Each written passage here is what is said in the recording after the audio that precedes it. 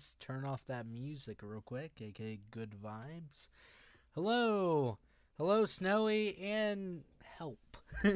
Hopefully, that entire issue with Twitter, where you posted out the number 57644, has been resolved. You changed your password and everything else. Hopefully, guys, you can hear me. I think I'm good on audio on my end. How is everyone? Hi. Hi, Snowy.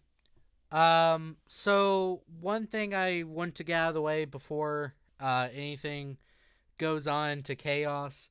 I want to thank everyone who is probably going to be watching this after it's done streaming. Thank you for doing that. Hindsight 2020, I know you're there probably. I just want to thank you either way. Um, Another thing is I want to bring up a topic that I previously went on about within the Don't Starve series. What is the value of a face? And in recent times, there's been a recent controversy behind an individual on Twitter doxing a 13-year-old over racial slurs.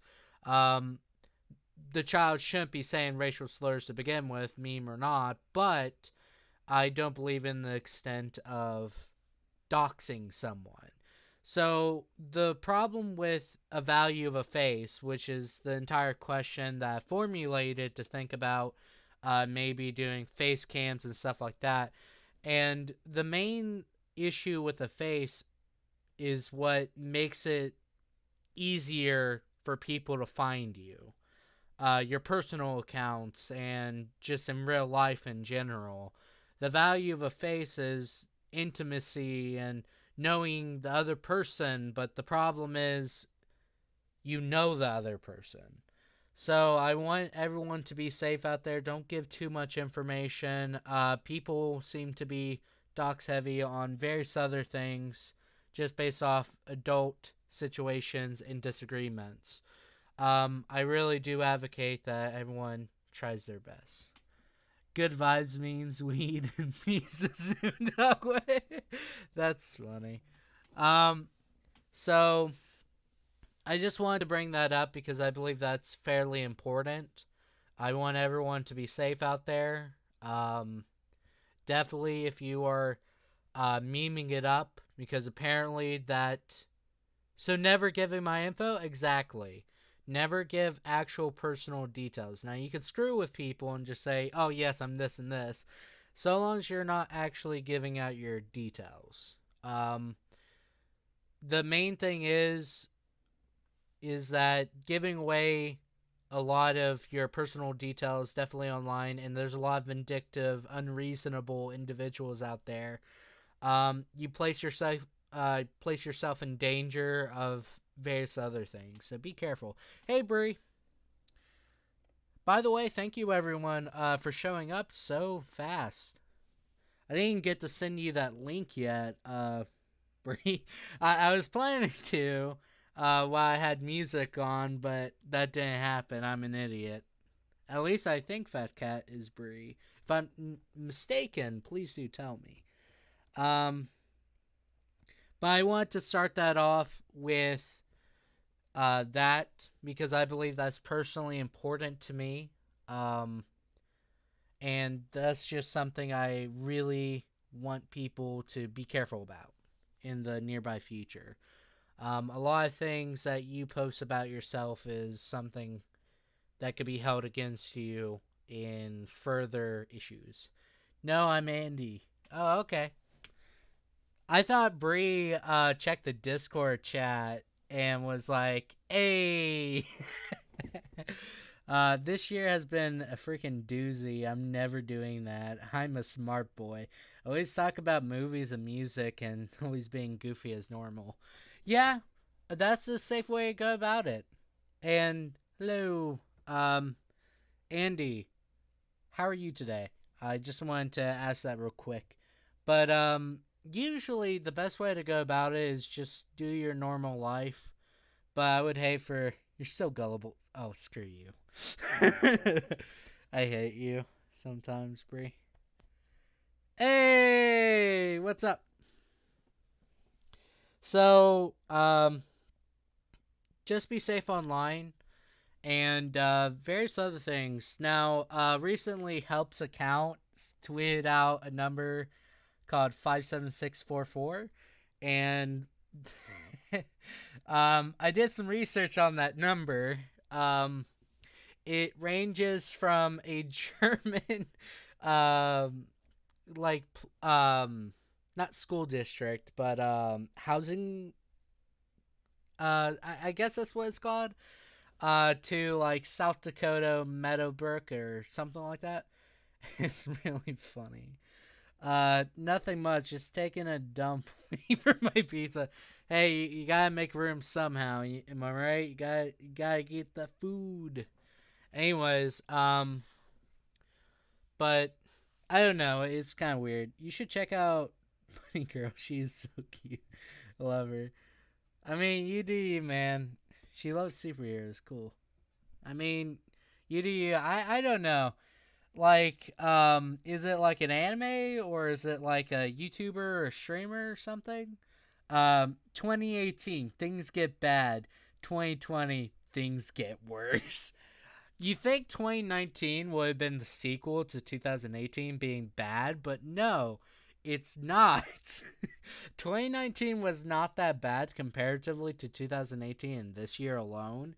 I mean, it's getting kind of crazy out there where people kind of throw, you know, regular things like responsibility, reasonable, even just simple things such as thinking and logic are just thrown out the window for preconceived notions and polarized sensibility. And I think it's really weird. As a YouTuber and reactor, I might look the person up. Might after stream. I don't know. I've been watching quite a bit of how was 2018 bad? I mean, it depends on your view of bad. It could be stocks, could be the various controversial issues. It could be a lot of things. I think 2018 for me personally was a bad year, but I don't think for most people was a bad year. I would give all my money to go back to 2019. So not that much, but you get my point. I mean, fair enough, fair enough. Guys, don't forget to ring the little bell icon. Slap a like on the stream, boys. I mean, that gives you more capabilities of finding my videos or future things. So, yeah. I think I try my best to not say, hey, subscribe, or hey, like the video, or if you do subscribe, hit the bell icon. Mostly because everyone hears it from like bigger YouTubers, and it would be kind of weird for me to say something like that and think, hey, I'm so good at this. I give all my money to go back to 2009. 2009, that was the year I joined robotics. Hey, Snowy, why are you face bombing? 2009 robotics. I was still in Louisiana. Let me think here. It was really fun. I got you on the promos. Thank you. 2009 was a very simple year. I think like every time you think of your childhood, it's vastly more simplistic and relaxing because you don't have to deal with adult crap. Like for instance, as soon as you go on Twitter, it's just like, bam, a bunch of negative stuff. She has a boyfriend already, so me and you can't date. What? I didn't think that was in my plans, I guess. Cause I can. Oh, okay, fair enough, fair enough. 2009 was the year of hot emo boys. You know what? I do not hold the same sentiments. I think there might be a cultural divide between myself and yourself. I don't know. I was like so into like robotics and like just playing video games 24/7 when I was like in 2009. I think it was What about the emo girl? Screw Twitter. I don't know, man. I think that's the main thing about me. Um, when it came to like the emo stuff, I never got interested into it. I think I had this conversation with Bree before. I developed a mentality where I do not believe in being part of something greater, right? For example, categorizing myself in terms a social stanza. What I mean by that is that um, this clique. How old was I? Look at the year. I was born 2000. It may give you a hint. Um, Let me think here. I do not believe in categorization or putting myself into something unless I truly do 100% believe in it.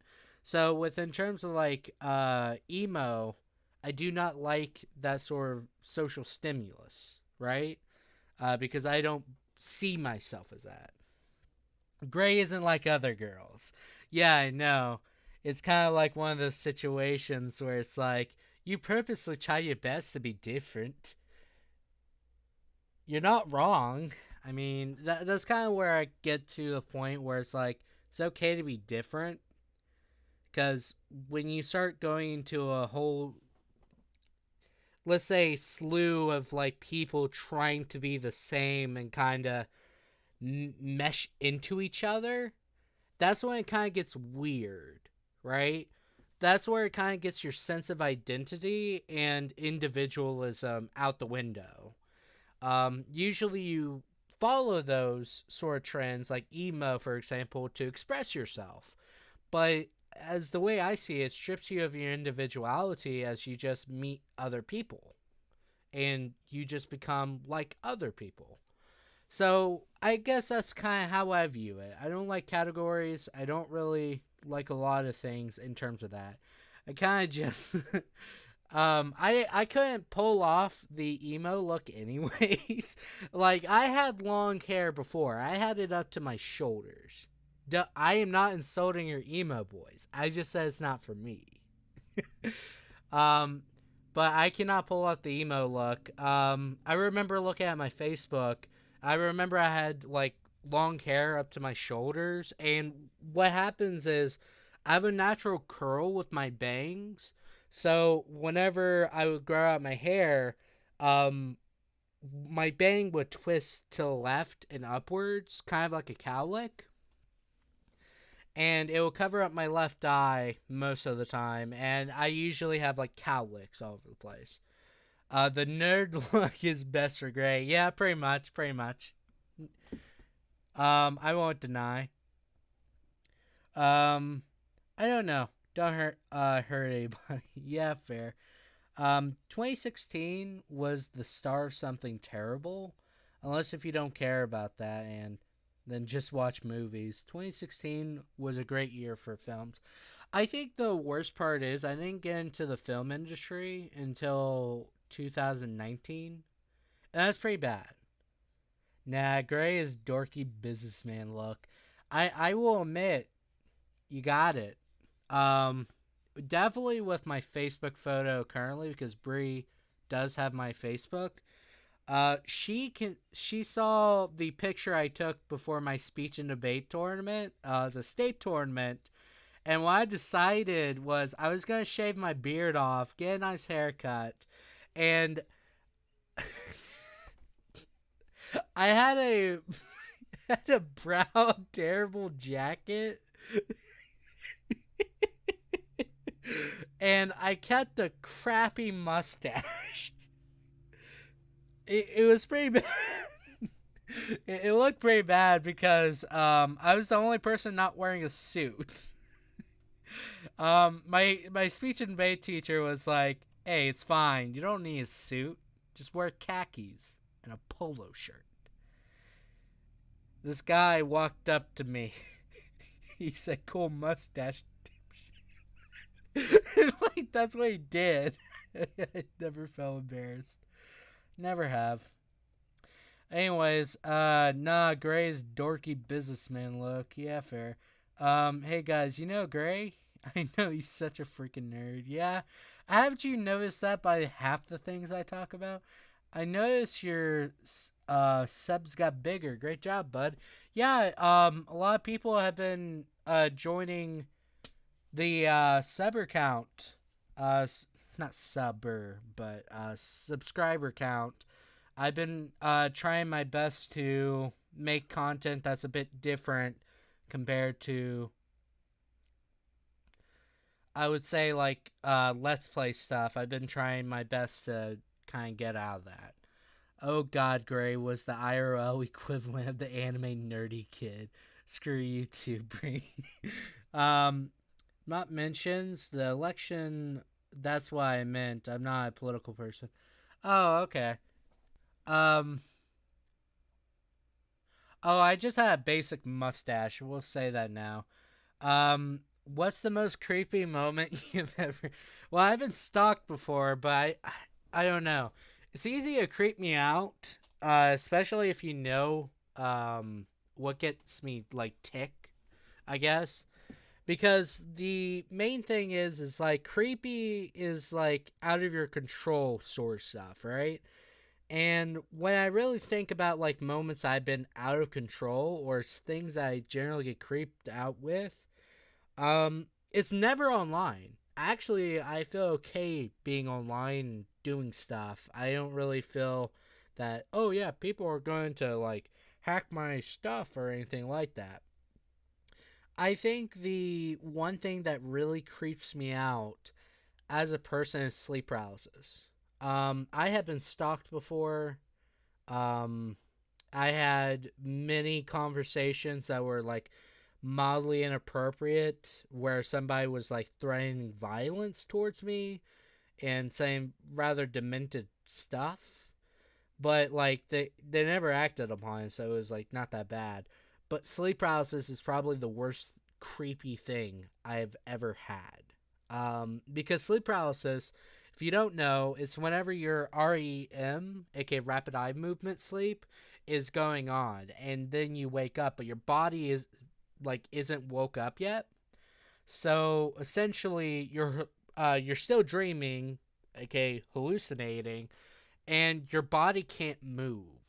And I had one of the creepiest sort of instances whenever I was in high school. It was before my pre-cal exam, and I was sleeping on my bed towards the footboard, and let's just say I woke up early. I just heard whispering in my ear. I can't recall exactly what was being told to me. It was like the indiscernible sort of like whispering where it's kind of at a distance, but you still hear it. And like the ceiling had just like sprawling orange lights that were going by as if a train was kind of like going by my window. I saw a woman like sitting in my computer chair just looking at me. It was like one of those weird dreams. Well, not dreams, the sleep paralysis is the problem.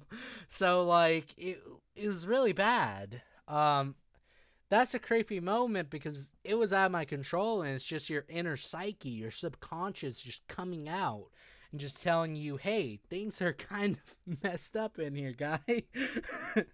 But anyways, who needs drugs when you sleep paralysis? Yeah, pretty much. Let's see here. I had a great beard, kinda. I can't grow a great beard. I'm trying to get it grow on my cheeks. Currently is a bad word for it. I've always had rosacea where it kind of makes my cheeks always red, so I'm always blushing. And I really want to grow a beard to cover that up. This is nice talking about beards and having pride about being a nerd. It's fantastic. Nice. It's always great to be a nerd. I'll be honest with you. Are you with a president? Maybe you should get a bodyguard. No, I'm not president. Or associated with the president, really. Guys, that picture of the stairs Gray posted is the closest thing we've. No, that's. I should probably explain that. So I might be a young gray, but I have money. Time to go get you in. That's funny. Don't waste your money on me, mate. No worries. I think the main thing is I was trying to show how big my feet were, and um, my feet are bigger than the stairs at my college. Every stair is smaller than my feet, but it wasn't as bad as my prom day. When we went to her house, I found out her stairs were like half of my foot. And my feet are like size 15. Depending on the shoe, 16. So yeah. It's pretty bad. Um, but I posted that picture. I think I've posted a picture of a snowy day near my house. That's not how weed works. Wait, hold up, what? Did you have a blunt before bed? Because I had a friend. No, that's not how that works. Okay, um, we were dumber at the time. That's fine. So, um, that's not how that works. Sleep paralysis is mostly whenever you deprive yourself of sleep. And there's two chemicals because it's a neurological issue. You have the normal one that inhibits your sleep, right? And then you have glycerin, I think. And glycerin is basically a byproduct of sugar, if I'm not mistaken. I could be absolutely wrong, but based off the name. So, um, you naturally have more nightmares when certain things happen and when you wake up during that. But I don't believe the chemicals within that particular substance is it would make that happen. Just wait for it to arrive. No, no, it's fine. I think the main thing is I don't. Okay. I really dislike when people like go on their way to get me stuff. Um, I don't know if it's like sense of pride or just feeling really bad that someone spent money on me or did like went out of their way to do something for me. I guess I'm fairly modest. I think that's the main thing, and even like during streams when I was on Cuddle or the company that shall not be mentioned, essentially, I would hope to goodness gracious people would not donate to me. I'd much rather them use that money for like a video game or something to make them happy. Um, because donating to yourself is better than donating to me, essentially. Because I want the people that are supporting me to be happy. That's my main thing. Um, oh, I see, I see. I don't know sleep paralysis. God, I can't spell the word. It's fine, no worries. So, how do you like the hard I I I tried to download to my phone, but the format, um, the I don't know. The format seemed weird. Can you send it via email? You know, um, dude, you're such a smart beard guy. uh, I can be smart at times, but I usually have to. I'm not smart like in the moment. I'm very smart when I I'm given prep time. I will say that you're too humble. Yeah, probably. But they still donated. They never stopped. It was crazy. Yeah, I remember Jello Bird. Jello Bird would donate every stream she joined. I remembered that. I begged her each time not to. Well, if they don't give you money, you'll probably go to someone else. Well, in that same sort of logical mindset, supposedly if I don't receive it, then someone else will receive it. But who's to say that the individual they do give it to is more deserving or less deserving, right? So at the end of the day, that someone could be themselves.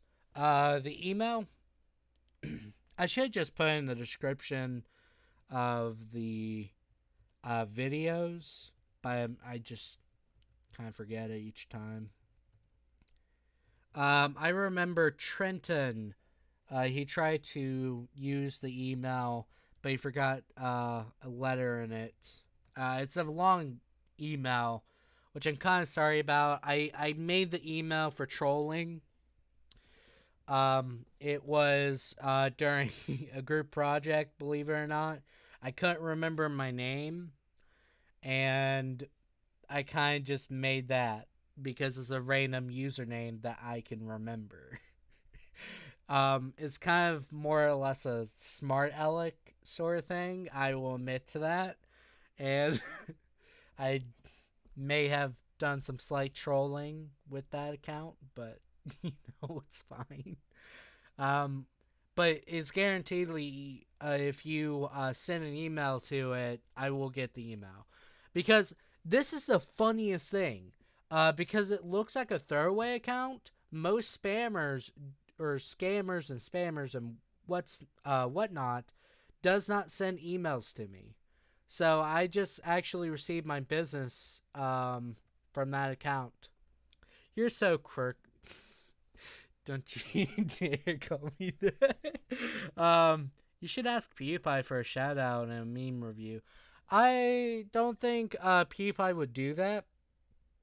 The main thing is PewDiePie kind of just does his thing, and he's like the biggest person on the platform. I would say channel, but I think T Series is technically still ahead, but I say person because that's a corporation, not a person.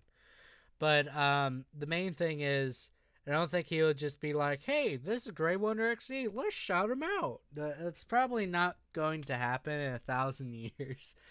Um, I think the best I could get is probably two things. I keep making content, and people start sharing it to people, and more people see the content, they start sharing it, and eventually it becomes a massive net of people. Or I just continue having a few people enjoy my stuff, which I'm happy either way. My goal is never to get big. There's like pros and cons to everything you do in life, and getting famous is no exception. Let me explain. So when you get famous, you're more subject to ridicule, which is okay because you need criticism to grow as a person, and to grow as a person allows you to not become mentally stagnant, and you can further learn as you go on. Because I'm gonna be wrong in some things, but I hope to be corrected, right? The second thing is when you're monetized, they can basically just censor you. If you're getting paid, you are basically being paid to be a good boy. And when you say something out of line that they don't agree with, or the majority of people do not agree with, or you say something on a different social media platform, they can simply just take away the money and just make you beg for it. And I believe if my opinion is swayed with just money, I don't think it's truly going to be a good opinion. I believe I should state my opinion regardless if I'm getting paid or not. I think that's one of the greater things about being small channel. I don't have to censor myself and basically make sure I'm keeping PR speak like most of the top YouTubers that basically play a game of semantics and try their best to keep brand recognition and stuff like that. Um, oh, I just remembered Disney Plus just announced a live action. Oh, live action. Sorry, Percy Jackson series. That would be kind of cool. I remember reading the books and watching the movie when I was younger. That'd be kind of cool. Oh, modest Gray. I don't think that's like just modesty. I think I just like the freedom to say things because soon that won't be highly acceptable for some reason. I can't wait to see the Percy Jackson series. Um, I liked it when I was a kid. I don't know if I would like it now since I'm older. I wonder. Um, be safe, Snowy. Just be safe. Please don't die somehow because I know you're kind of clumsy. I know that. The only reason why I want to be in the film industry is to give other stories a chance. Oh, sorry to go get you ranting. No, no, it's fine. It's fine. I think the main thing with the film industry is there's a collective of stories that want to be told, but the problem is like these let's say productions companies, they basically deem what is and is not a good story. And I kind of hate that because um, there's been like recent movies that are just absolutely terrible in like scripting, cinematography, and like various other things that are just based around the actors that are portraying characters within that particular movie. And the main thing is it's just getting worse and worse. And I think Percy Jackson, if they really try and keep to the written story, that could be a good series that people can binge. Um, but the main thing is like when I look at just Hollywood and stuff like that, I really become like really uninterested in what they're doing. Like I like a few films that have came out in recent years, such as most of the Jordan Peele's movies. Us, I think Us was it. Hold up, let me look that up. I think it's Us, not Urs. Yeah, that's what happens when you have companies that get money thirsty. Yeah, I would say so. Like the main thing is in any industry you have to make money to make sure you put out more film productions, higher quality film productions, and so much so more, right? And the main thing is they don't focus on actually putting out a good product for people to spend money on. They are less focused on that, and they're more focused on, hey, I want to get money. So, alright, I got to go. Bye, buddy. Sorry I couldn't chat any longer. That's fine. No worries. Thank you for coming. I am here till 8. Hey, at 8, I am going to fall asleep in my bed and have a good night's sleep, hopefully. I've been having terrible nights of sleeping. Has anyone else? Personally, I have had some issues keeping asleep. Around like 2 to 3, I always wake up. I'm very thirsty, and it's always after a weird dream for the past 2 to 3 nights. Disney gets most of its stuff correctly. Why do you think Disney makes more money? Sorry, delayed comment.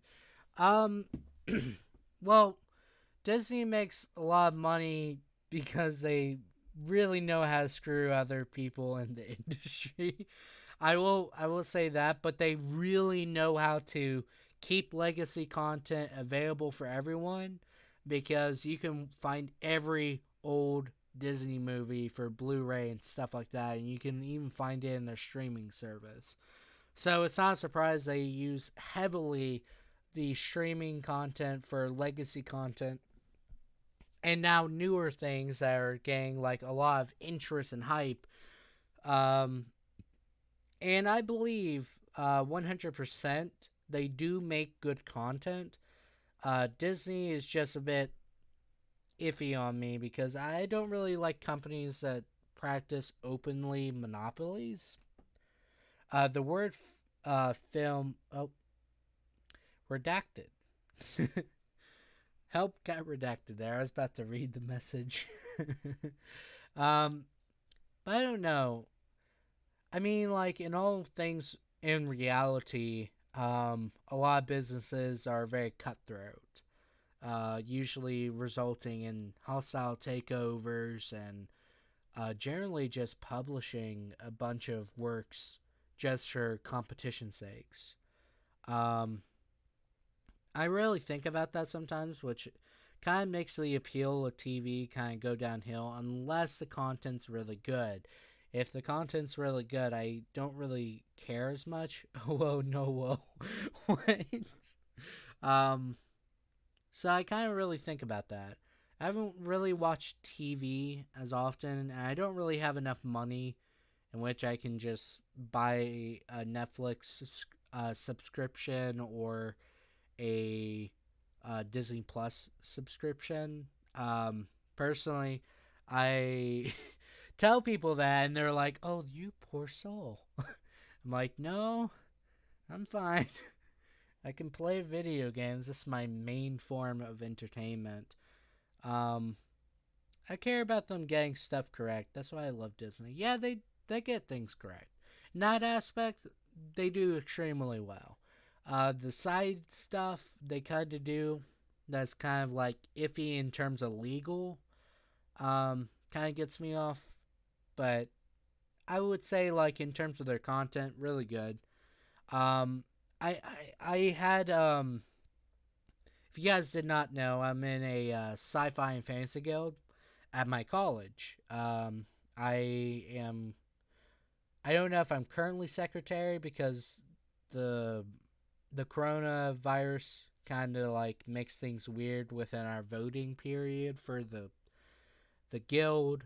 But simply put, they do something every semester or at least year, where they basically stay at the library. We go to the third floor and we watch various movies, and I think it was The Mandalorian that we watched, and I really did like it. It seemed very fascinating, and I really, really digged it. Sadly, don't have Disney Plus, so I got to enjoy the memes. Let's make a live reaction. Hold up, remake. I don't know if I really like live reactions. Um, I don't know. Because like live reactions are really great. They give you the initial stream of consciousness sort of impressions from that individual about a certain topic or the content at hand. But when it comes to live reactions, you can't really assess everything right there and then. And most individuals, they kind of like blow it out of proportion compared to what it actually is. Um, so I don't know. Oh, you mean live action remake, not reaction. Okay, my dyslexia. Never mind. Never mind. That's bad on me. Um, live action remake. Oh, I've seen memes about the Death Note live action. I I watched some clips from it on YouTube, and it looked really bad. The only live action I think I really liked was Detective Pikachu. I I don't know if I'm in the minority on that, but Detective Pikachu, I really loved the CGI. I did not like the story as much, but the story was okay. It was serviceable. If I was a kid, I probably would have liked it more because it was a lot more simple. But it had like a dark undertone with the main character having like obviously relationship issues with his father or uh, the mother being dead before the film even starts. And like I really liked Detective Pikachu in terms of CGI work. Bulbasaur kind of looked weird, but how do you make a dinosaur that has like? Yeah, you liked it too. Okay, good. um, I've like watched a couple videos that were basically um not not reacting to it, but they were basically giving like a sort of review sort of thing. And most of them did not seem to like it as much as I did. I guess I just have lower standards than that, but I just really liked the CGI work. Um, all the Pokemon looked lively.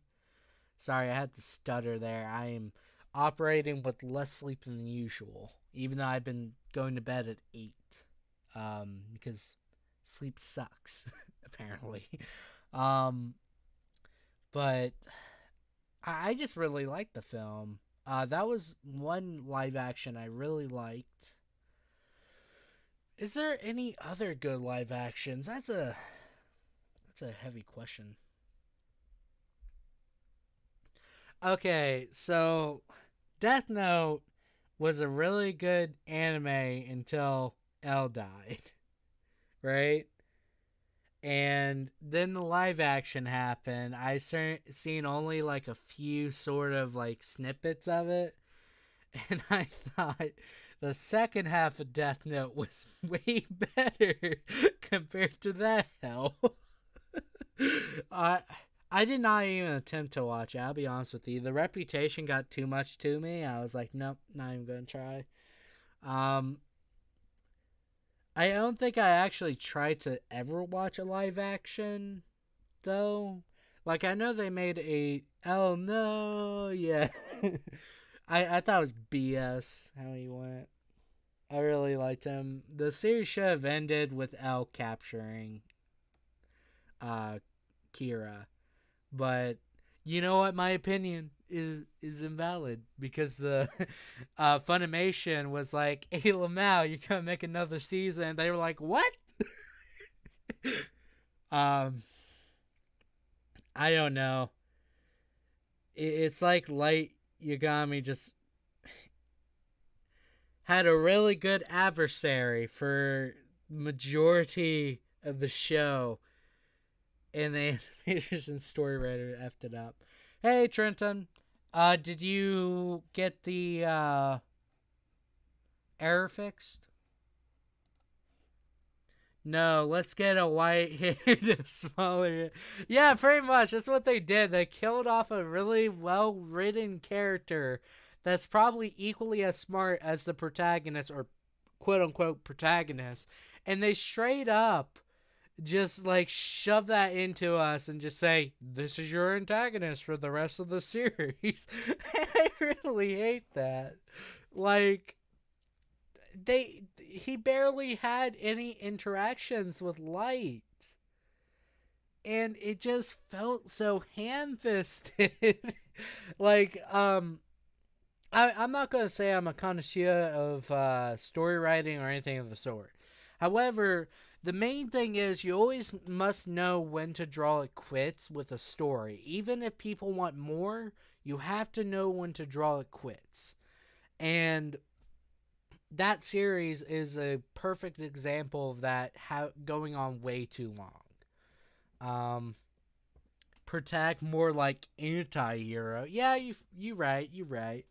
The main thing is, even though he's like the anti-hero, some people, the edgy people, really do consider him the protagonist, and I think that's kind of messed up. Because it does like if you really think about the anime, it brings up cultural phenomenons where individuals become obsessed with the worst parts of society, right? And they basically, you even see it today on Twitter, where they kind of instate their own sense of corrupted justice and start acting upon it, and it kind of like goes into that. And the weird part is like it had a nuanced story where it was like 12 steps ahead of you and stuff like that. It was just really good, and then it just all went downhill, you know. I don't know. It's just weird. And I heard the live action's not good either. Um, I think one series I really did like, and then the ending kind of like went down for me. Elle was the good guy. Lay's literally killing people. Yeah, pretty much. That's their entire dynamic. Um, Another anime I really liked to the very end. I was like, nope, this is bad. Well, it's not bad. It's just like the ending was not ideal, and I think one anime that definitely captures that is, are you going to but the buy the PS4? Is that what that was meant to be? You could just put buy asterisk, but that's fine too. Um, I really was disappointed with the ending of Mirai Nikki. Um, I think that was an anime that I was kind of disappointed in terms of the ending, but it wasn't meant to have a happy or good ending. Am I going to buy the PS5? So that's a interesting conversation piece. So the PS5, in terms of like technical hardware, is very promising. I really like how it kind of looks in terms of design too. Weirdly enough, I know, but the things that come with it is really, really grandiose, and I really think is high quality. But the main thing is, I really have to wait. I did not spoil the ending, at least. I just said I'm disappointed. Not everyone was disappointed. A lot of people loved it. It's so bad. I loved it. Yeah, Brie, I know.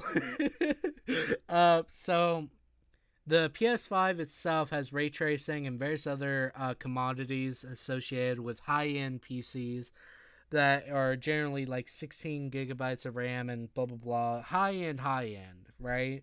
And they're going to commercialize into essentially a console.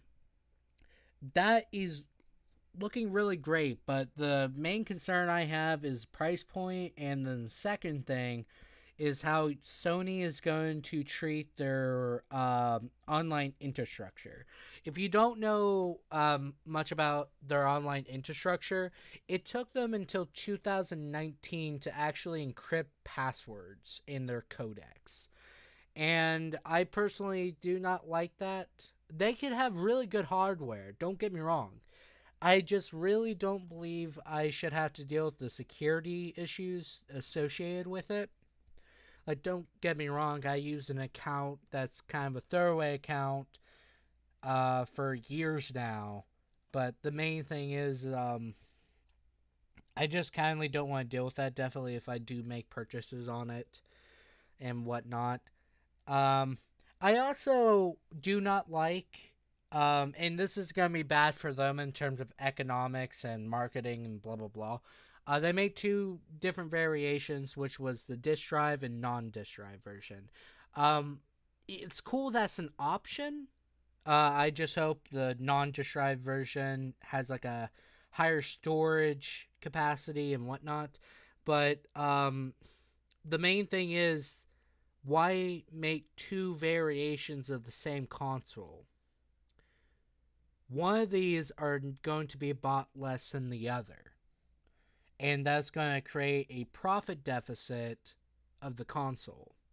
So if they really do not price this aptly or appropriately, it's going to go downhill very fast. It's going to have a very slow start. But I do like the games that are coming out on it. Some of them are very hit and miss. I did watch bits and pieces of it. I watched 6 episodes of Dr. Stone.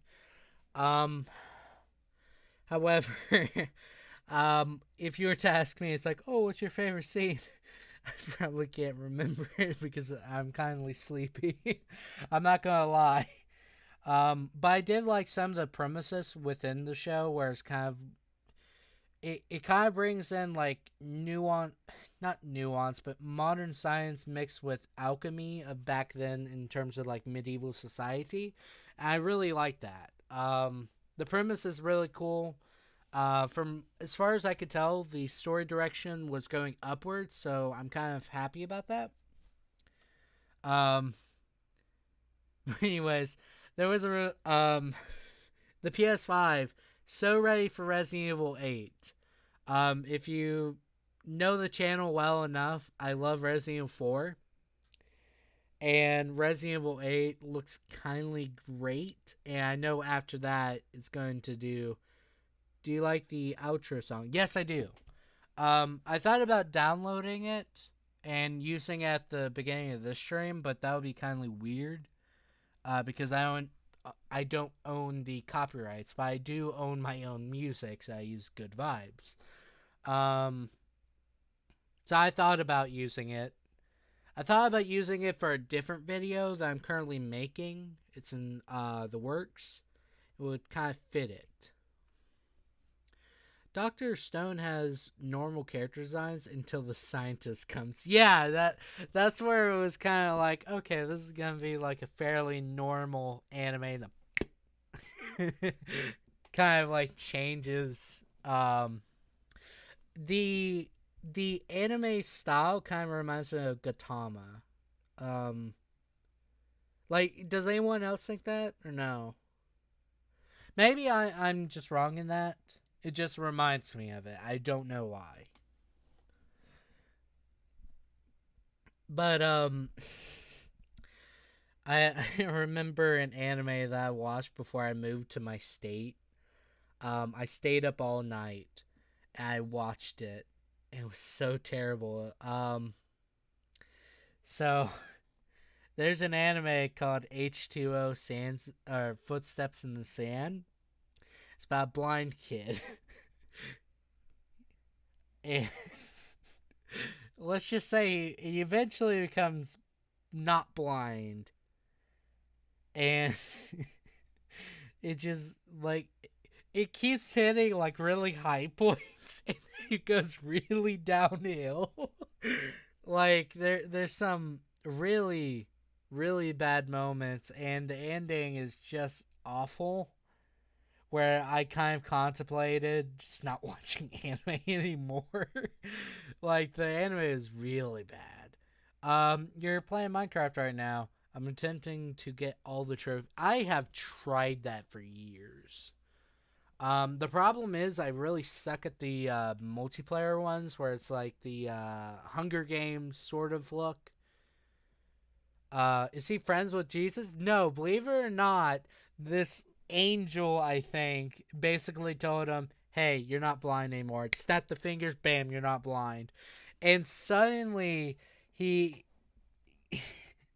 it's a terrible anime, I tell you. Essentially, the entire village is based off really rural Japan. And essentially, they live in a village in which they endorse beating the living crap out of a single young girl inside of a school. And most of the adults even endorse it, like, go kick her ass or something. And after he meets her and then goes to bed, he suddenly wakes up like, I'm not blind anymore. So all the village girls are really trying to date him because he comes from a really rich family, and he instead just falls in love with the girl that's being like beat the hell out of. And then you find out her family basically killed his mother. Then he goes blind again. Then he starts acting like a child. And then he doesn't gain his sight back until the girl gets hit by a train. I was like, like, it was high grade mind screwing right there. It's like, what's going on? This is illogical. You know what's a good anime? Fully Cooley. I will agree. I love Fully Cooley.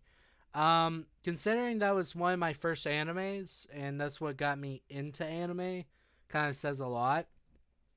Because the symbolism and how, like, it doesn't really take itself serious, but it still has like very serious themes in it, such as the main character even wanting or contemplating killing his own father. I think that's one of those scenes where it kind of gets really real. Um, then I realized how Haruko, it's just innuendo after innuendo. I've returned. Welcome back. I think that's the main thing. It has a lot of adult humor, but it's all based around like growing up. It's a story of growing up and accepting the adult life. Um, so yeah, it's a really good story. It does have like those moments where it's kind of like lewd, but it's done in a way that's meant to convey its message, I think. And I think that really like helps it. Um, but I don't know. All besides the multiplayer ones, yeah, that's what you need no life to do the multiplayer ones. Yeah, you're right. You're right. GTA 5 going to be on the PS5.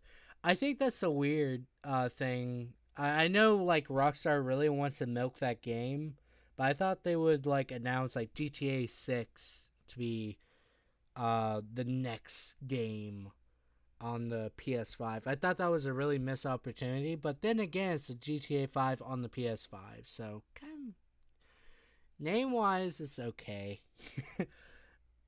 I just wish they would make the new GTA, but then again, it just costs so much money to develop those sort of games, I bet. Are you a Mimi man or a Haruka man? So, I was not actually that interested in Haruko, but I thought Mama Mimi was actually pretty awesome. I think that's really weird because she has like a very drowsy sort of personality, which is kind of weird. But Haruka is just like too out there for me, like too obnoxious and loud. I'm 5'8" and my shoes make me feel like 3 inches taller. Came in. I'm gonna step on all. I mean, all you have to do is become a Twitch streamer. That's basically it. I don't know. I watched a video on somebody basically saying, um, Belle Delphine is back. I literally commented, it's like, I don't understand why people willingly and openly be manipulated by people like her. But you can do your own thing. I don't mind. I can't really judge too much because I'm gullible and they're just lonely people seeking probably friendship or some sort of attention from the opposite gender. So I don't know. Allow me to remind you Nina Mori, she's isn't she like in the sequel one? I only watched trailers of the. No, she's not. No, she's not. Because I don't remember her name being said. I thought Nina Mori was a good fit for the main character, but me personally, Mimi was a lot better for me. Hold up. Oh my god. Yeah, I see it. Um, no, she's on progressive or progression. I forget the subtitle of the follow up. I thought the main character's shown up, grown up in that series. I guess not. I haven't got to watch it because I said to myself, it's like, I want to watch it whenever it's like fully out. And then I got busy because when you take AP courses, they make you work. And when you work, you don't have time. So I really wanted to like watch that series, but I just never got around to it. I probably should now. I have a lot of free time. Probably should. Probably should. But I did like the meme that you sent. What's your favorite? Dio. Dio, just for the memes alone. uh, so Dio is a character. Have you guys watched Joel's meme playthrough of Sims 4? Because by far Dio is my favorite character in that, and then also JoJo's Bizarre Adventure. I think that's the main thing.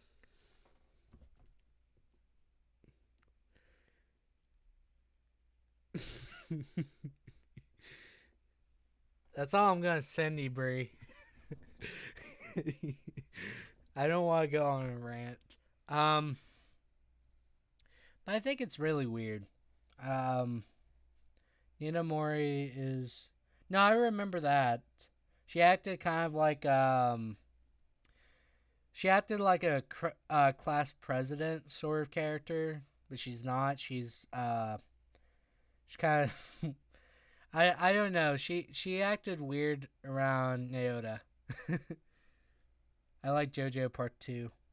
I needed to rewatch the entire series. I had like a conversation with one of my friends. His name is Marcus. And let's just say Marcus like brought up certain things that he thought was really cool. Tsundere vibes, yeah, I could agree with that. I mean, excuse my toxicity.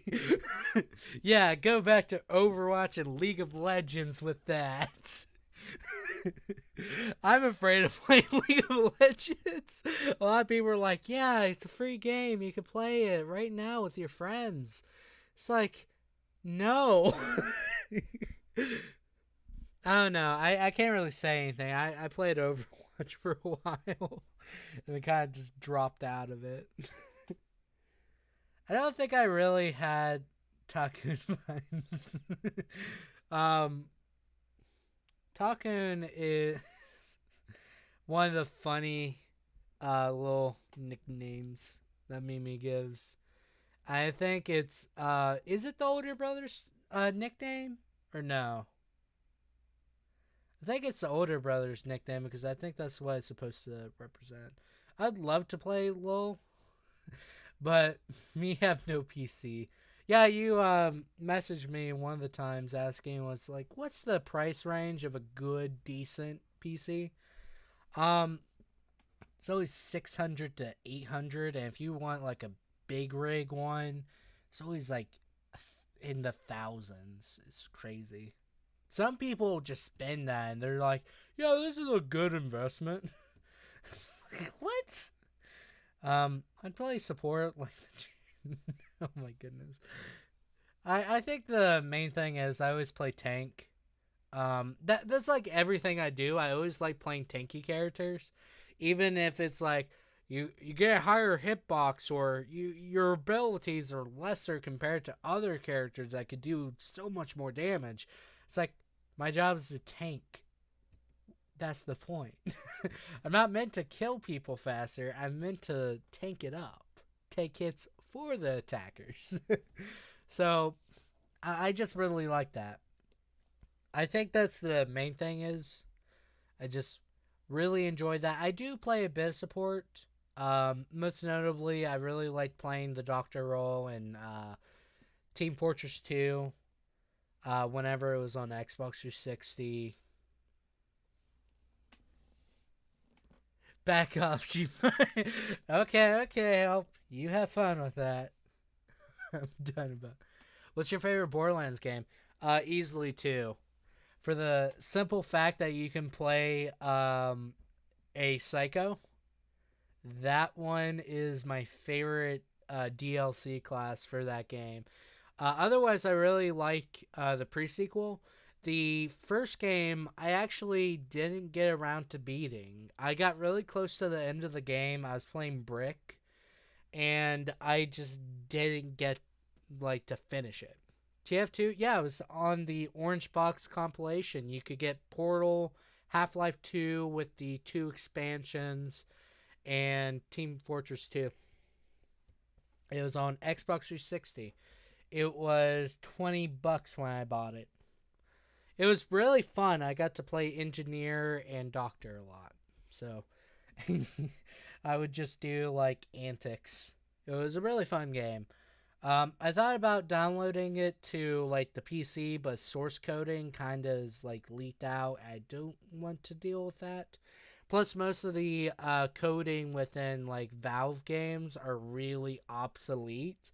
Most of the time, they can't really create more content for stuff because of the inner structure of the coding is just so archaic, if that makes sense. You always want an Xbox, but the TF2 hype is over. Yeah, I got to luckily play it when I was younger and when the hype was there. It it was a fun game.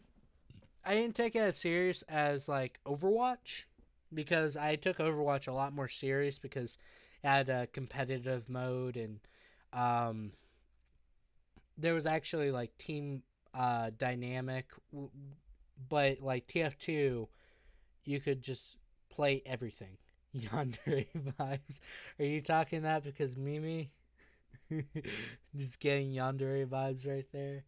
Um, do you?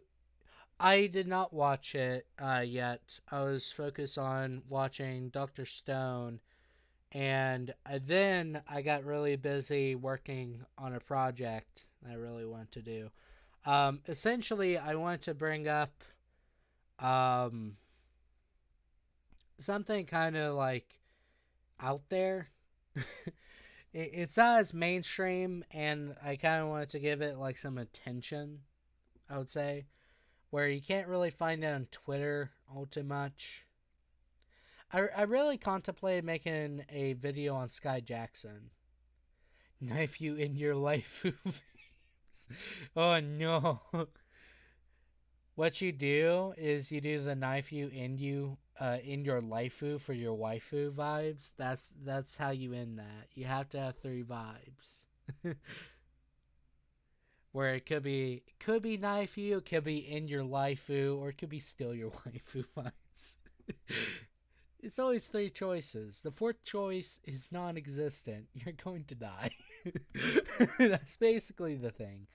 Um, but I was going to watch the Dragon Maid anime, but I started working on various other things, and I uh, started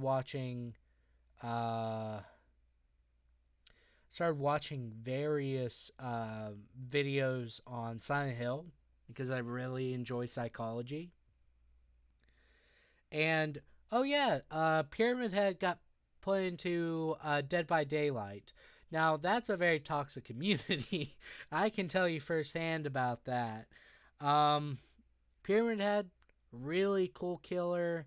Sadly, they didn't put James Sunderland. I think that's a missed opportunity because Pyramid Head. If you were watching the Let's Play, I'm very sorry for this to be ruined because I'm just gonna put that out there. Pyramid Head represents James wanting to be punished. And they even put it within the name the Executioner. So that was really cool, but they just put all the females in every game except for the second game. But Pyramid Head's from the second game. I thought it was really weird. I only watched like 1 episode Dragon Maid, but it was cute. I heard it's very cute, but I heard a lot of people um are very like way too into like what was it, Shoda stuff with it. Do you watch South Park? Yes, I did. I watched the heck out of South Park until the most recent seasons. Fun fact, my parents allowed me to watch South Park when I was 5, but did not allow me to watch SpongeBob. Fun fact. I kid you not. Because I remember distinctly because it's the proto episode. What about Shoda? As far as I can tell from like Reddit and stuff like that, that's where it kind of became really popular. That anime made it popular or something. I don't know. I personally don't know. But the main thing is, I I remember the proto episode, which was like Cartman having a satellite come out of his, let's say, rectum, and I remember that episode so fondly, even though I had thumbtacks stuck in my knee because I somehow got it in there. I don't know how. I think I was rolling on the floor or something because I thought it was so funny. And then South Park, as it went on, in my opinion, um, it kind of went downhill when it became like super political. Um, so I don't know. It was really good whenever it was just making fun of, like, let's say Scientology, for example, or various other celebrities. And then when it became like ultra political, I just didn't really like it anymore. Even though it was making fun of stuff. You poor kid. How's that poor kid situation? Why are you saying that, Bree? I'm out. Okay, Trenton. You be careful out there, okay? It's a crazy world. Be safe, and just try your best to get some sleep tonight whenever you can. When your friend dates you for like 2 days and then breaks up with you, and the next year you overhear a conversation that he's which you already knew. That's funny. I had a situation where I dated someone for like 2 days, and um, let's just say they basically was like, you know what? I think I might be gay. I was like, okay, pursue your life, I guess. And the weird part is they asked me out. Either I'm that bad or they just have revelation. Um, I don't know how you watched South Park as a kid, but you turned out to be a wholesome person. I think the main thing is that you take that sort of humor and you kind of like get the memo essentially. The main thing is South Park has really dark humor and it's very like deprived and stuff like that. But that's really the good part about it. It's kind of like the internet. So a lot of people are trying their best to tame the internet through means of calling out people for saying stupid crap. Aha, he's edgy. But the main thing is that's internet culture, right? South Park kind of captures that sort of child, like young teen sort of comedy extremely well, but they do it good enough in which they can intertwine some adult humor into it. I think that's really great in terms of like comedy style and stuff like that when I was growing up. I think but the main thing is like wholesome. Um I would say like South Park kind of teaches you.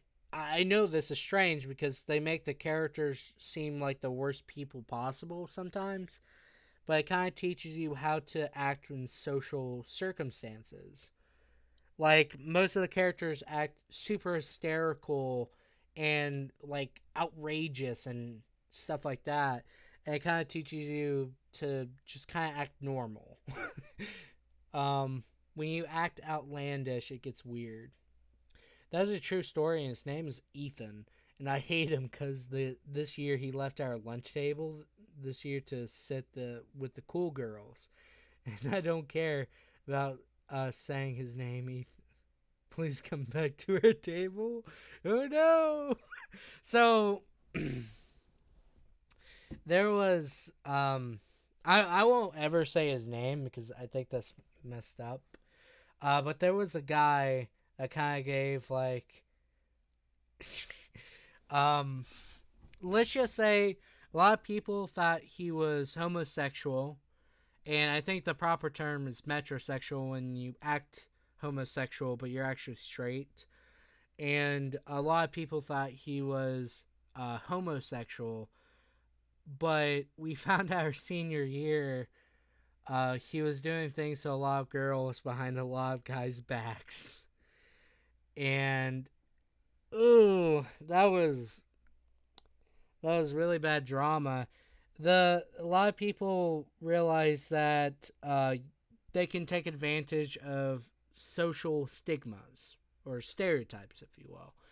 So some guys are actually extremely awful, will try to be perceived as homosexual to get in cliques with very popular individuals, and they take advantage of that.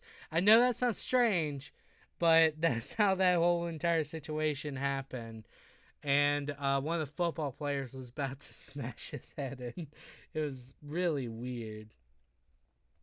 Yeah, I probably needed South Park as a kid because I was sheltered from my childhood, and once kids started going through puberty, started being mean and you mean cussing or cursing? I was basically fresh mean because I didn't. You didn't. I think that's one of the things. I I was really bullied as a kid. I know, shocker, the nerd was bullied. Oh my god, loudy.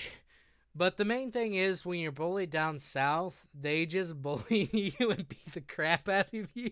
They don't say mean things. They just beat you up. um, and it was funny because I can't feel pain. I have nerve issues. So they could beat the crap out of me. I was like, okay, see you next Tuesday. But the main thing is, I I still believe I have like my feelings on my shoulders sometimes. It depends on the subject. But generally, I am very calm and collective on a lot of things. And when people start becoming mean and just cussing at me and cursing, I don't care. I just look them dead in the eyes like, you really have to cuss at me? I mean, it's kind of weird. It's kind of weird. I have a sailor's mouth too, so it's not like I'm not going to be cussing back at them. I mean, that's how I would when I was younger. I probably should not cuss as much, but I still do. But the main thing is probably you was yeah,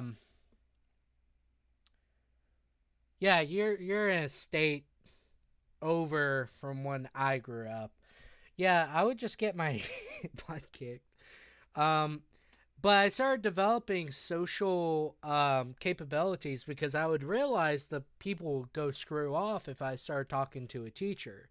So I started talking to adults more, and I started expanding my vocabulary to actually have meaningful conversations with them so I can delay that ass kicking I was about to get.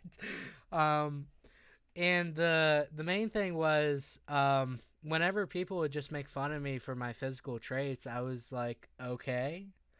And I started like realizing the individuals that would actually make fun of you, they're actually super sensitive about themselves. Because I remember one of the times, one of them called me chubby, within a derogatory fashion. I just told them, yeah, and you'll be fat and alcoholic as soon as you're done out of high school. I kind of regret saying that to that guy. He kicked my butt. I kind of deserved it. But I kind of said that. I kind of realized most of the people that make fun of you can't really take it. They really can't. um, which kind of says something. If I am able to take it, I believe I should be able to dish it in terms of that. And that's kind of how I developed boxing. I'm more of a slugger in terms of boxing, where it's like I can take a lot of hits and then I'm just going to immediately go for a really good strike. That's how I usually box. And when I was a kid, I would fight that way too. So I think that's the weird part.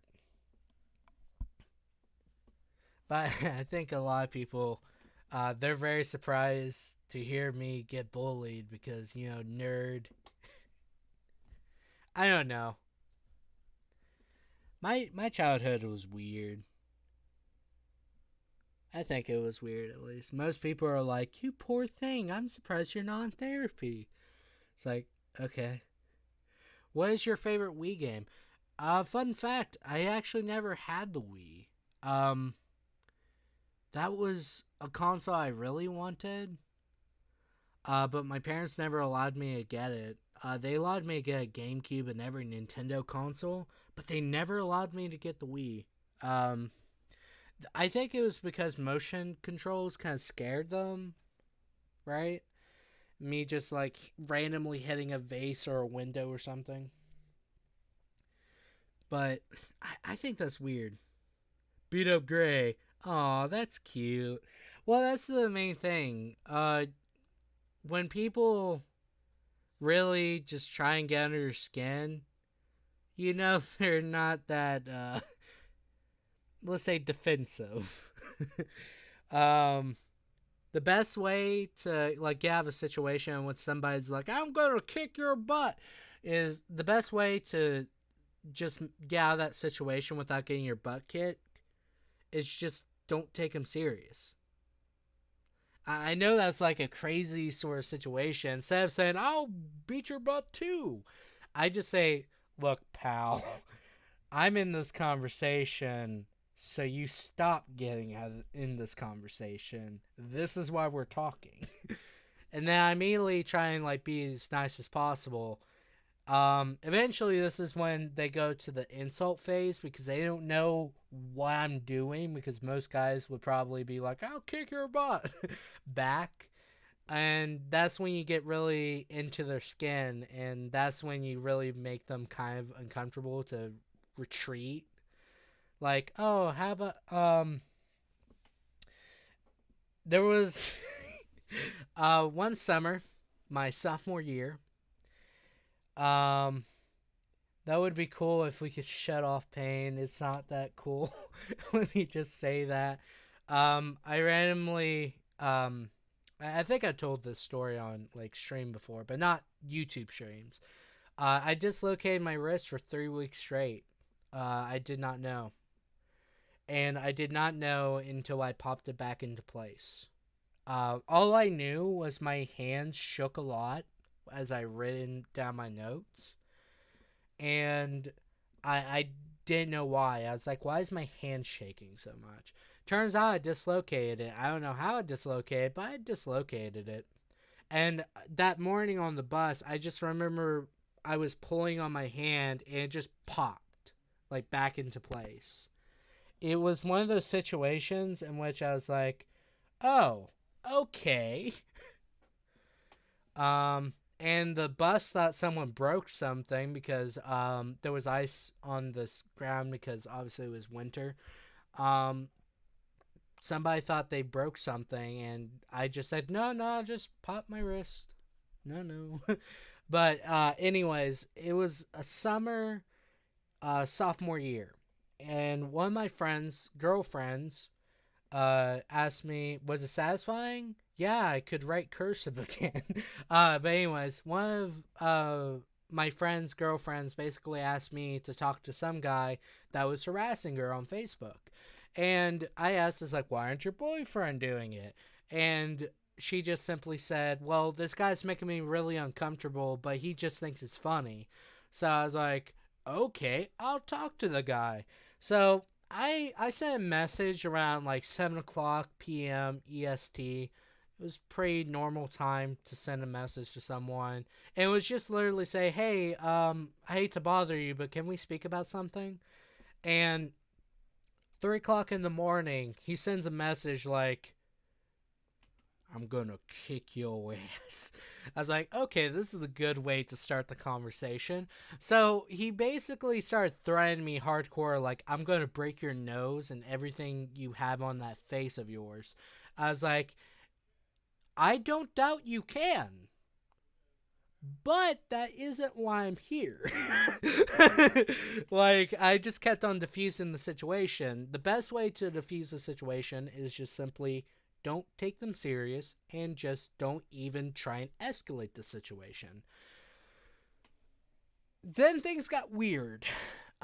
He basically invited me to a Facebook group, and it was like various friends, and he basically tried to ask the people, saying, hey, tell this guy how I kicked that one chick's. It was literally a girl that he beat up, and he's trying to tell his friends to say, hey, I beat up this person, what now? He broke a nose of a girl and was trying to make me feel scared. And most of his friends turned their back on him and threatened to beat the crap out of him for disrupting their sleep. Rightfully so. So I started trying to say, look, it's been a pretty long night, not gonna lie. Can you just not disturb this one girl, and we can both go on our merry way? We don't have to talk anymore. Pretty sure you don't want to talk to me? I'm pretty sure I don't want to talk to you. Right? Like, mutual understanding. Then it got weird. Essentially, it went on further from him not wanting to fight me anymore. He was calling me, homosexual, and then was asking me to, go to the gym with him. And whenever it, started to de-escalate, it started going further and further within it. And he just kept on, making derogatory terms. He started sending me, hey, you want to join this organization with me? I was like, no. No. And that was the most uncomfortable I've ever been conversing with someone, because after they stopped saying, I'm going to kick your ass, they are more concerned about your ass than anything else. And it was kind of weird that he stopped trying to be hostile towards me. He started kind of be friendly, but I was like, I don't want you to be friendly with me. Just go back to talking about kicking my ass. I think that's the main thing about it. I think that's the main thing about it when I really think about things I had done, because I was trying to be a good person, and that guy could have kicked my butt. Never seen him again. That's the funny part. And I think that's whenever that friendship with that friend and that his girlfriend kind of went down under, for rightful reasons, I think. Because I had to deal with a lot of stuff from their end, and nothing I said would get through to them. So, you know. So how are you guys? What's with people in the South? Ironically, this was up north. Believe it or not, it was up north. Um, I I think the only time I got in a fight down south was one of my neighbors started becoming an asshole, and I got in a fight with him. But I think that's the only fight, other than another, actually. I got in a fight because three guys were ganging up on a girl. Didn't feel right about it, so I kind of fought, just hit one of them. The rest kind of fled. It wasn't much of a fight. It was more or less I hit someone and they just ran. Because I actually had a growth spurt before most people did. Believe it or not, I've been 6 foot tall for a while. I've always been a stout person. Do you play Far Cry? I really enjoyed Far Cry 3. That was a really beautiful game on the Xbox 360. I really enjoyed the gameplay, and it was very stealth based and stuff like that. I really did enjoy that. I wanted to I got 4 too, but 4 played so much like Far Cry 3. It kind of was. It was not that appealing to me. I kind of just dropped it as soon as I started playing. Even though I bought like the um, the pre-order edition, so I don't know. I really like the third game. I want to get the fifth game. I will say that. It's always on my to-do list, but there's like so many good games coming out, and it's kind of like out there. I don't know. I really want to get it sooner or later. I don't know if I want to get on the PS4 or my PC. So I don't know. The Far Cry series is really good. I heard the original two was also really fun. They had weapon durability systems too, where like an MP5 would just explode from the receiver. I thought that was really cool. Um, I had a friend that really enjoyed those games, and he would highly recommend them to anyone. And that's how I kind of got into the series. Um, I didn't play Blood Dragon. I think that was the DLC for the third game. Never did. Oh no. There's a lot of games I really want to play, but I just never have enough money or time. I think that's the worst part about growing up. Um, because like as soon as you hit college, all of your money is dedicated to college. And it's kind of one of those situations. When you're like a kid, like middle school age, that's the best time to play video games because you have a curriculum that's not all too hard, and you have enough time to play like as much video games. Saying stuff unrelated to the conversation vibes. Well, that was the conversation. I'm sorry. um, but I really think about that sometimes. Like middle school was probably the best time. Middle school's like ran like a prison. Did you play Saints Row? I played 3 and 4. I think that's the general consensus. I know like 1 and 2 was like its own sort of thing and really good games, and it kind of fell down after 3 and blah blah blah. But I really like 3 and 4. I need to try and play 1 and 2 before I just say, yeah, 3 and 4 is definitively my favorites. I should probably try them out. I have plenty of time for games. I just don't have money. See, that's the problem. Um, I saw a post on Instagram, and it was kind of like a equilibrium sort of thing, where it's like when you're a child, you have all the time and energy in the world, but you just don't have money, right? When you're a teen, you have all the what was it? No, it's when you're a teen, you just have all the time and energy, no money. When you're an adult, um, you have all the time, or not time, you have all the money and time, you just have no energy. And then when you're old, you just don't have time, but you have all the money and energy. It's kind of like weird. And it kind of makes you really think about that. Middle schools for nerds, yeah, it was. Um, Most middle schools I went to, I've only went to 2 different ones. They were basically ran like prisons. they they were really terrible. Um, I don't understand that. Like, when you get to high school, it's very free. It's very, very free.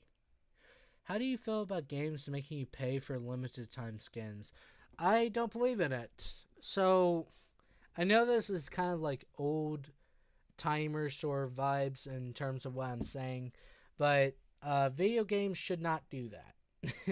If you have limited time skins and there's no option to at least buy it with in game currency or a way to earn it, then it's kind of just terrible because there's no permanence in it.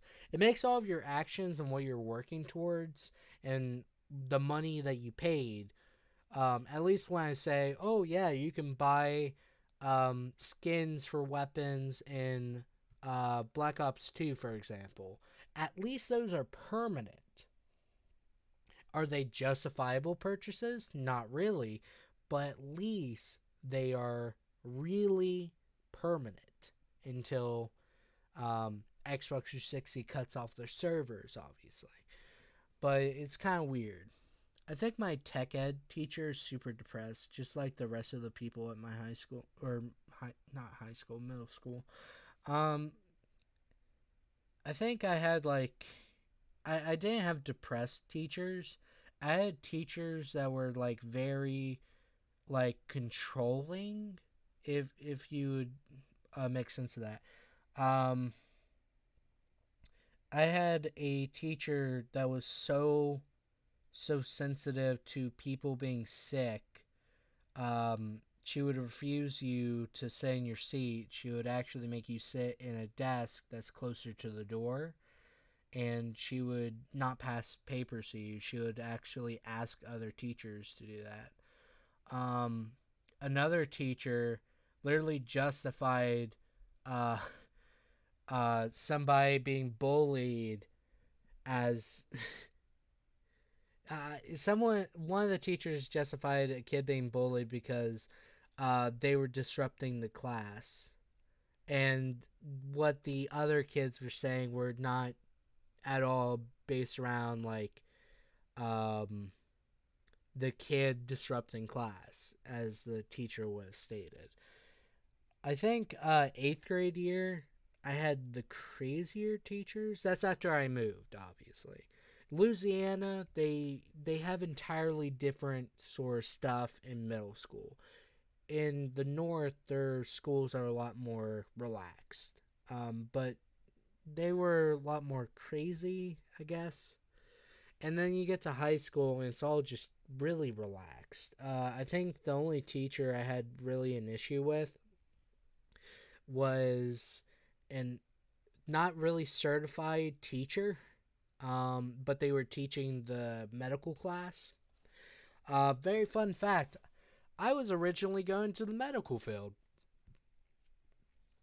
but I failed a class. The only class I ever failed was within a classroom that had a teacher that did not have a certification. They could not teach CPR.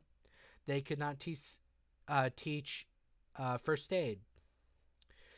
I was already certified in that, but I still failed the class because it was already set up for me to fail. And this is kind of funny. Um, there was not that many grades in the class, but out of the grades that she did have, um, we had PPE, which is personal protective equipment, and she would only buy female sized stuff. And if you don't know, my hands are the size of the average human skull. I ripped the gloves and instantly received a 0. Most of her homework packets were word searches. I'm dyslexic. It was already set up for me to fail. And she just generally disliked my presentations, even when I would present on Naegleria fowleri, which is a brain-eating amoeba. She would just hate all my presentations, and she just generally hated me. I was the only male in the class, too, so... yeah, that was a bad time. I preferred middle school more than high school. I preferred high school more. I think that's my general outlook towards my education, because high school is when they finally relaxed and they kind of just chilled out, let you do what you want. And if you want to pursue, well, that's the ironic part. I don't think she was. She just really hated me for some reason. I don't understand. And the worst part is, I tried my best to be as quiet as possible in the class. I tried my best to put in my work. She just did not like me, which is fine. I guess people can have their opinions, but it was kind of like at the end of the day, it's like, who really cares? It was like the only class I ever failed, so it wasn't that bad, but I had to change majors. Well, not majors, my PEP plan, which is how you determine your curriculum. I had to change it super fast. I just didn't know what to change it to. I did change it to education, which alternatively was the better choice for me, I guess, because ironically, I think this was like a sign, or not a sign, it was more or less like, hey, become a teacher so idiots like that don't ruin other kids' life. Although I'll become a math teacher, at least I'll be helping people within a very important subject that I'm actually good at least good at in teaching. Um, at least that's what I believe. Controlling fifth grade music band class. No, no. I just heard how music slash band was from my friends. Most of my friends are band nerds, and they're super dedicated. They are the most dedicated people in the whole wide world because they will live and breathe. Sorry, um, band.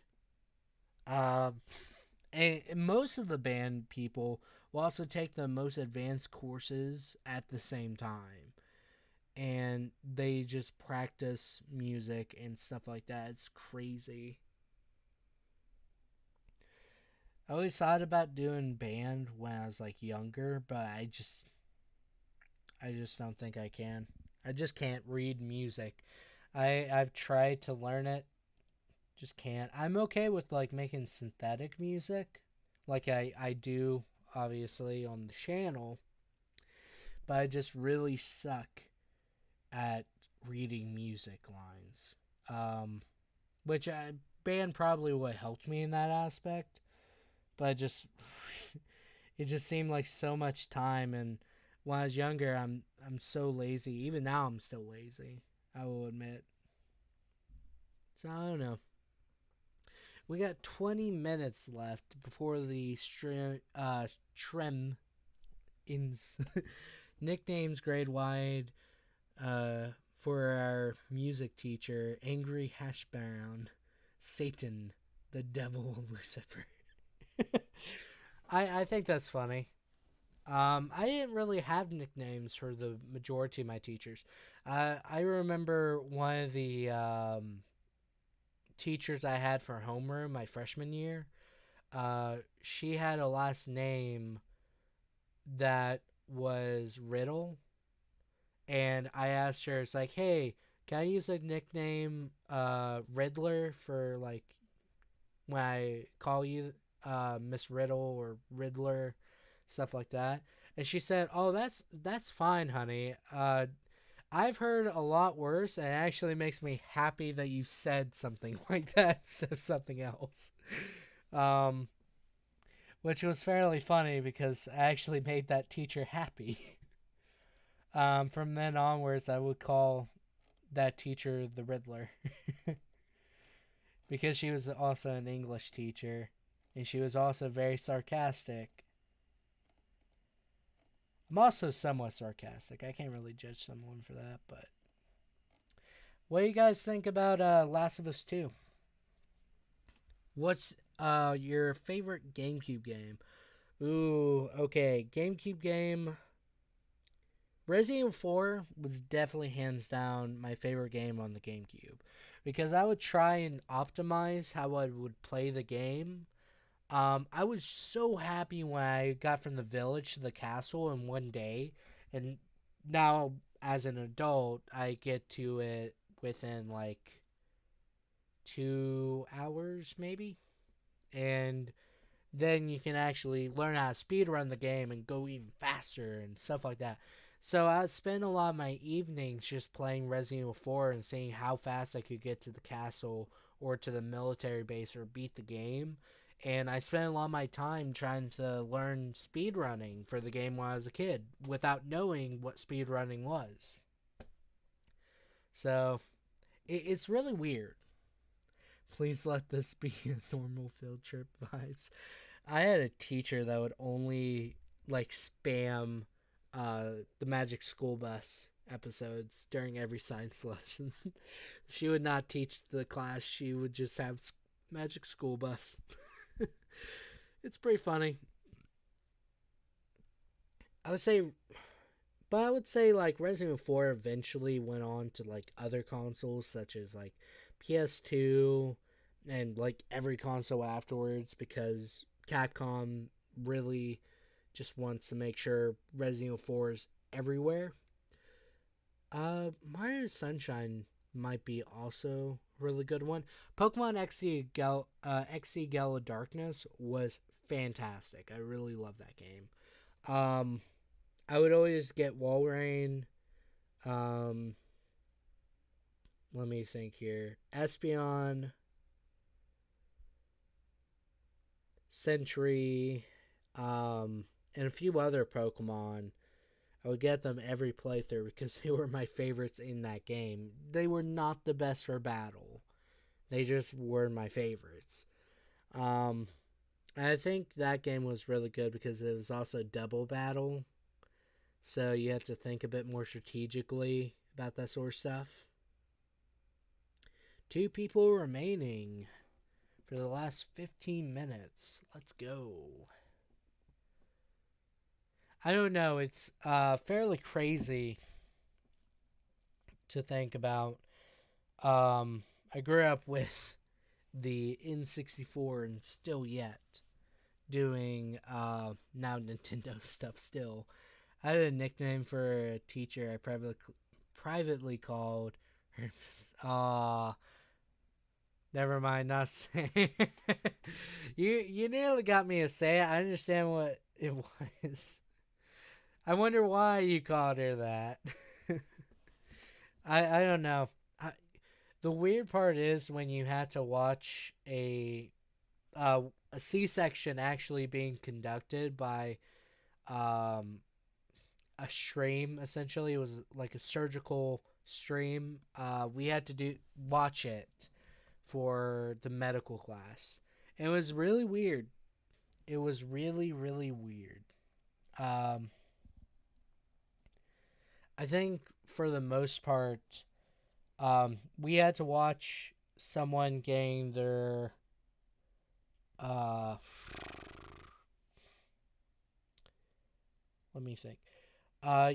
Cataracts when they basically remove the cataracts and trying to fix that. We had to watch that. We had to watch knee surgery, which is like a more nuanced version because back then we would watch knee surgery for like campaigns for like wear safety gear while you're biking and stuff like that, and it was like, oh my god. But this knee surgery was actually well performed, very clean, stuff like that. The only teacher I liked was in 3rd grade. Do tell, why do you like the teacher? First, it sounded a lot like her last name. Second, she got mad like a pregnant lady. Oh my goodness.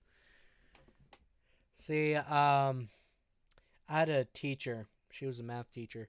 She was really old, and she really got on my nerves because she really wanted me to learn geometry. Shocker, I know. The future math teacher did not like math in middle school. But the main thing was she would just purposely try her best to like annoy me for some reason because I was talking about like Final Fantasy Dawn of Souls, which was like you get 1 and 2 on the GBA. I used to play it on the GBA SP.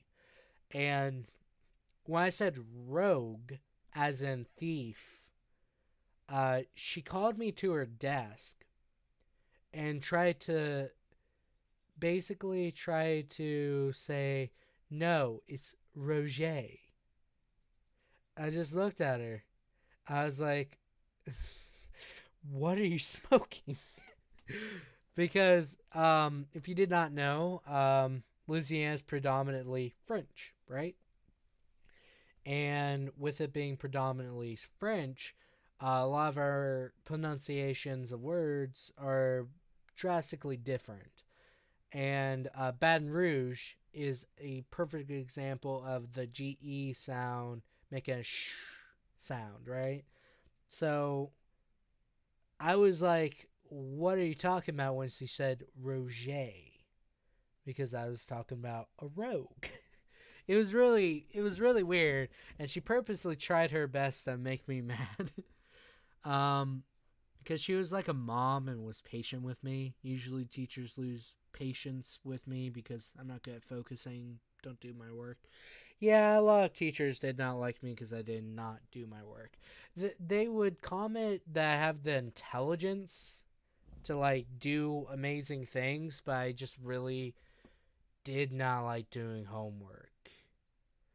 Um, I was very inconsistent in that regard. In actuality, I really did not like homework in general, even in high school when I was taking AP classes. But I generally focused a lot. Um, Generally, most teachers I had was very patient. Um, the only one obviously was the not nursing, medical class teacher, which was fairly weird, but that's because they were not certified. Um, but I hope people, or not people, but if you were to like get further education or whatnot, I hope educators are very patient. That's one thing I want to be. I want to be very patient with my future students. I think that's one thing I really want. Because believe it or not, when you feel like you're a burden, you don't want to seek out help. You just want to keep it going. And I think that's the worst part is when you don't actually get help when you need it.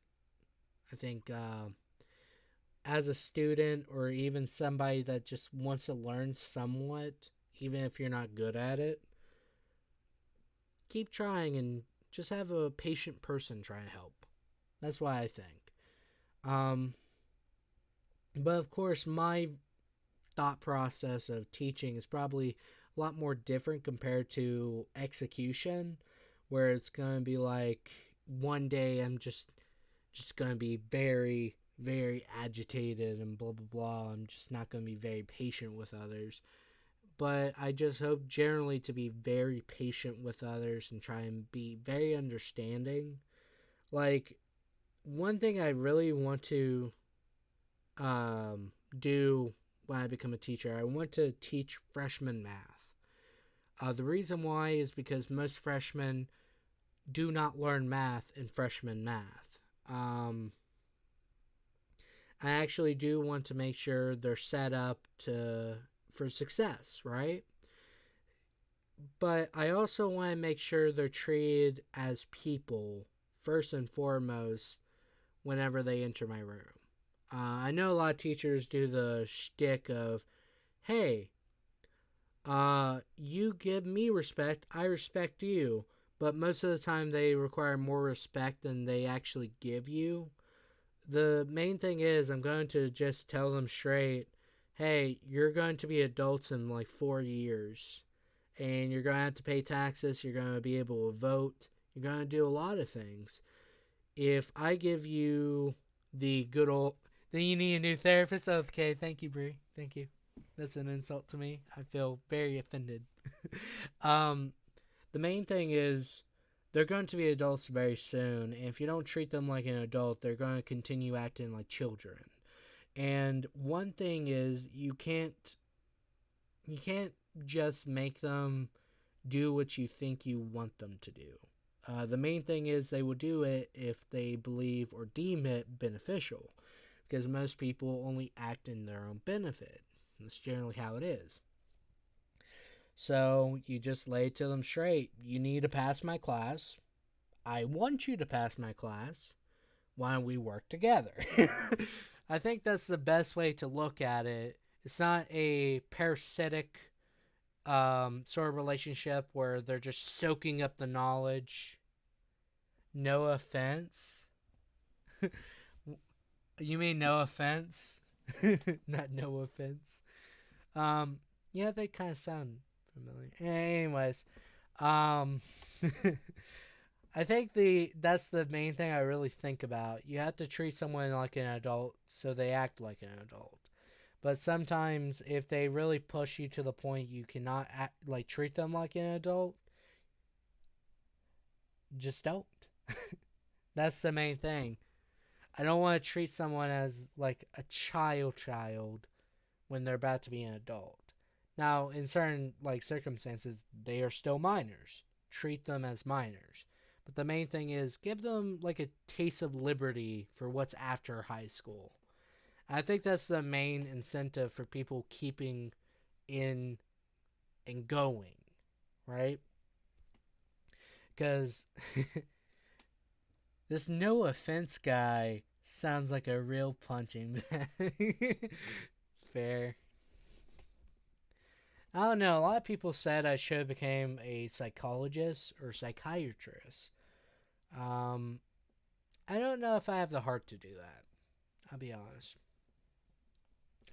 We have 7 minutes to go. I think I'll settle for a teacher because I can help people. But I don't know if I could deal with more heavier cases. Like, let's say drug abuse, um, people grieving. Because I don't know how to react in those situations, I'll be honest. Um, I know. I know how people feel when I have personally felt it before. Yeah, sent me an email. I'll look at my.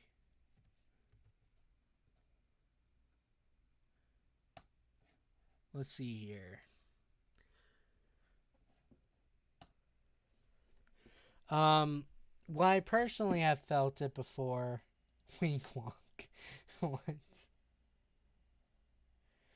Okay. Nice little tagline or subject line for that email. um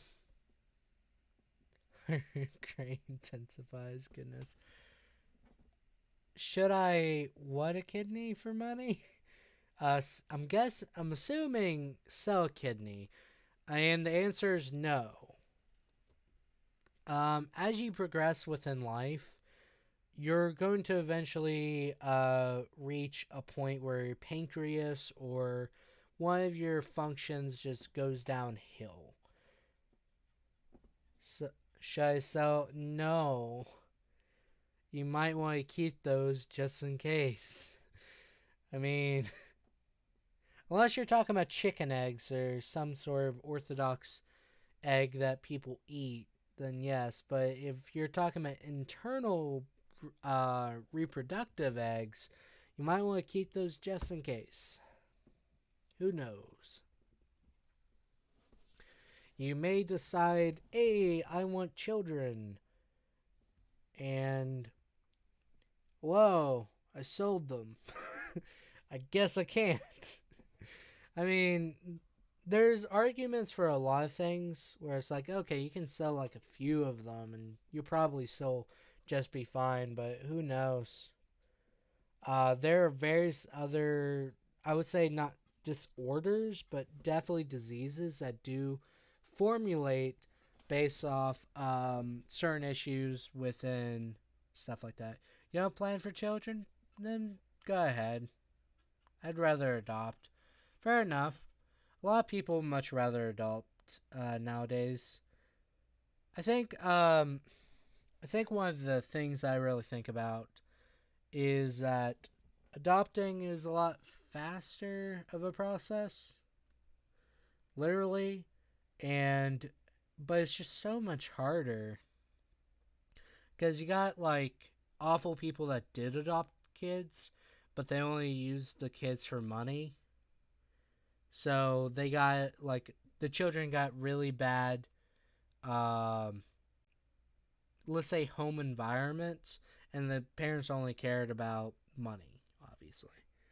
So it's one of those things where it's like I understand why they take the precautions and the necessary paperwork to make sure you are fit to actually become a parent, but the main thing is kind of like really hard to get adoption going.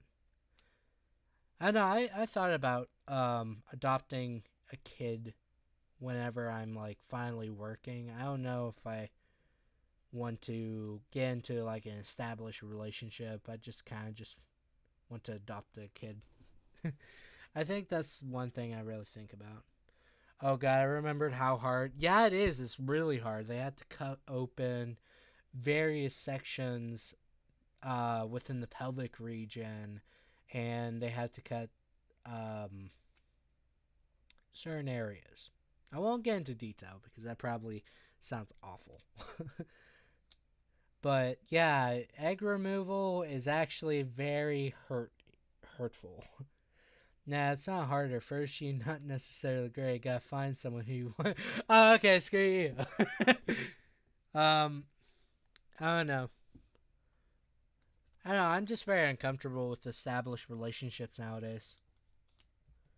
Like, easily, um, it just it kind of leads to like different definitions of why you're there, and my definition is not the same as another person's, so it's like very mixed match um, motivations and stuff like that. And I think that's one thing I really think about because relationships are hard. We're sold the figment of fantasy by Disney, of all companies that we talked about previously, um, that all relationships have happy endings. And true, to some extent, some relationships do, but there's always going to be conflict, or life is just going to be boring. So would the relationship be. What? You can delete your own messages? Yes, you can. Just immediately puts message retracted.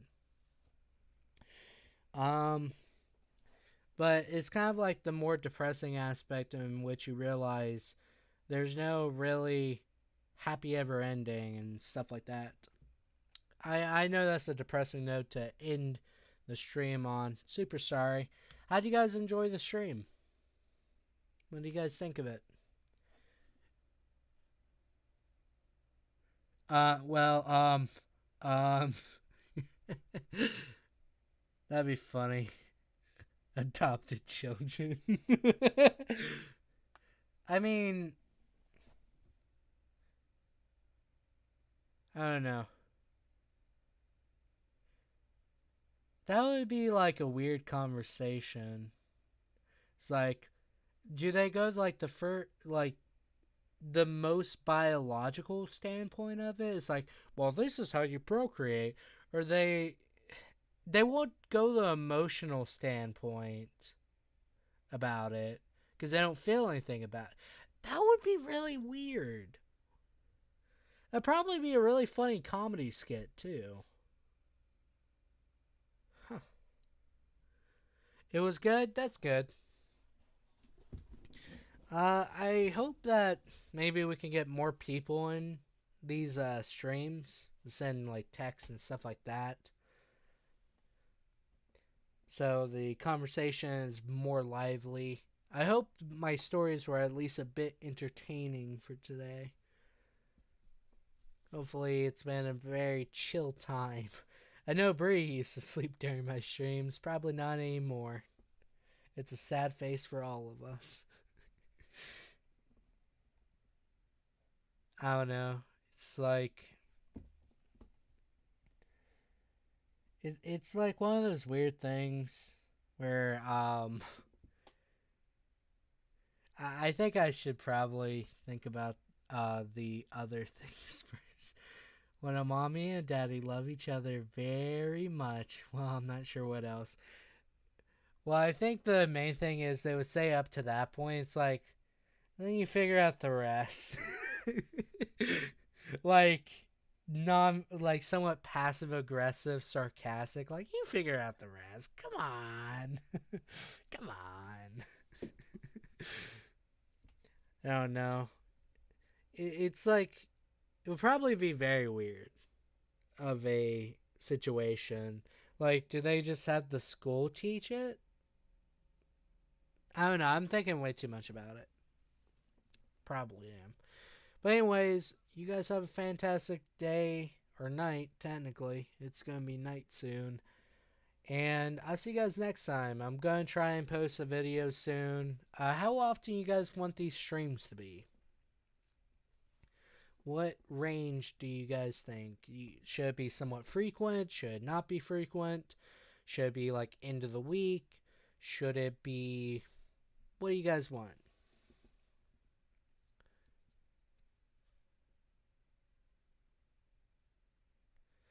What do you guys think?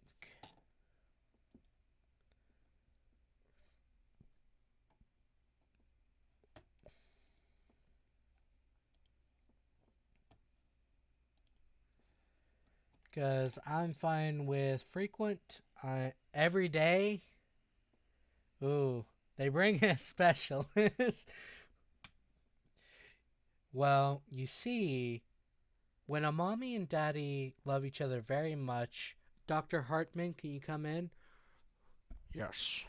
So you see, whenever two individuals love each other within such a passionate array of emotions, they start to do things in a physical manner. And then you hear clapping. And that's how babies are made. It's like, whoa, Dr. Hartman. I don't know. I'm fine with every single day, but probably not for 2 hours. Maybe for an hour. What do you guys think? Shorter streams but more frequent, or 2 hours but every day? That probably hurt my throat eventually. 2 hours every day.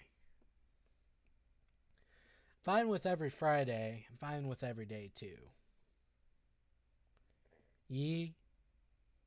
Which one? I don't know which one. I just see yee, not the clapping. I remember that glitch happening. Once a week? You think once a week? Because eventually, this is only number one. Eventually it's gonna go into like 500s and then like so many. Definitely if I'm doing this like years after. So weekly would be good. So you guys can actually find which one's which. Maybe number 1, I'm a stumbling idiot, and number 562, I'm still a stumbling idiot. Hope you guys have a fantastic night. I'll see you guys next time. Peace out. Let me go ahead and end this.